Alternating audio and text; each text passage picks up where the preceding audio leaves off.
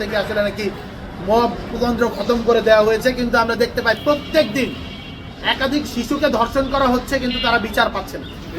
আমরা দেখতে পাচ্ছি প্রত্যেক দিন রাষ্ট্রীয় মদদে, রাজনৈতিক দলগুলো, ক্ষমতাসীন দলগুলোর মদদে প্রত্যেক দিনই কোথাও না কোথাও হামলা হয়েছে এবং চাঁদাবাজি অসংখ্য লেভেলে বেড়ে গেছে। চট্টগ্রামে আমরা দেখতে পেয়েছি অটোমেটিক রাইফেল নিয়ে চাঁদা নেওয়া, 1 কোটি টাকা চাঁদা চাওয়া হয়েছিল, চাঁদা না দিয়ে অটোমেটিক রাইফেল নিয়ে ব্যবসায়ীকে আসলে তো ব্যবসায়ীর বাড়িতে দিকে তাড়া করা হয়েছে। এই যদি হয় মানে মবতন্ত্রকে পার করে এখন যদি আপনারা আসলে সন্ত্রাসী তন্ত্র দেশে কায়েম করতে চাচ্ছেন কিনা এইটা প্রশ্ন, না হলে অবিলম্বে এই জিনিসগুলো সরান।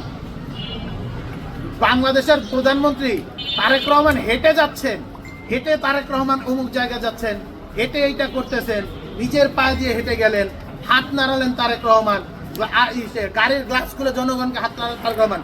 এই নিউজ যত বেশি হয়, একটা শিশু যখন ধর্ষণ হয় সেই জিনিসের নিউজ হয় না।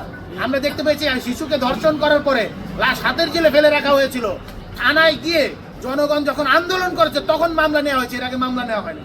এই হলো দেশের বর্তমান অবস্থা। সুতরাং দেশ এবং রাষ্ট্রে আমরা আরেকটা জিনিস দেখতে পেয়েছি, বর্তমানে আসলে ইকোনমির অবস্থা খুবই খারাপ, বিশ্বের ভিতরে যুদ্ধ চলছে। সেই অবস্থায় আমরা নিয়োগ দেখতে দিলাম কি বাংলাদেশ ব্যাংকের গভর্নর নিয়োগ দেওয়া হয়েছিল একজন সোয়েটার ব্যবসায়ী। যেহেতু শীতকাল শেষ, আমার মনে হয় যেহেতু শীতকাল শেষ, সোয়েটারের কোনো প্রয়োজন নাই, তাদের ব্যবসা একটু বন্ধ, যাই আমি একটু বাংলাদেশ ব্যাংকের গভর্নরগিরি করে আসি। এইভাবে যদি একটা রাষ্ট্র পরিচালনা করা হয়, এই রাষ্ট্র এইভাবে পরিচালনা করতে পারে না।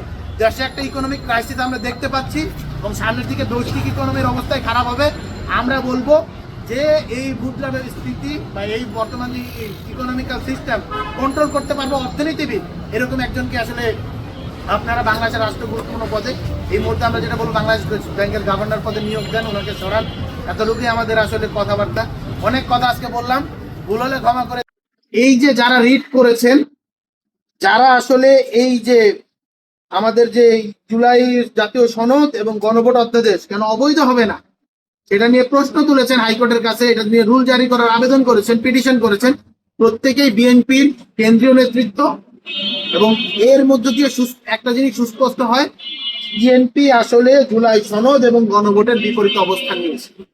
এখন বিএনপি যদি বলে যে তারা এটাতে নেয় নাই, বিপরীত অবস্থান নেয় নাই, তাহলে এই যে তাদের যে কেন্দ্রীয় নেতৃত্ব আছে তাদেরকে শোকজ করেন, আপনারা তাদের থেকে বিরুদ্ধে ব্যবস্থা নেন, আপনারা তাদেরকে জিজ্ঞেস করেন, তাদের থেকে এই জিনিসটা সরায় নেন। তারা যদি এই জিনিসে স্ট্যান্ড থাকে তাহলে তাদেরকে বহিষ্কার করেন। জুলাই যে জাতীয় সনদের যে রায় এবং জনগণের যে হয়েছে, জনগণ যে রায় দিয়েছে গণভোটের মধ্যে দিয়ে, সেটি অবিলম্বে বাস্তবায়ন করুন। বাংলাদেশকে আমরা আর ফ্যাসিবাদের দিকে ঠেলে দিতে দেবো না। কেউ যদি ফ্যাসিবাদের দিকে ঠেলে দিতে চায়, আমরা সেই জিনিসটা প্রতিরোধ করবো। আর একটা ছোট্ট জিনিস বলে আমরা আপনাদেরকে গিয়ে আজকের প্রেস কনফারেন্স শেষ করে দিচ্ছি।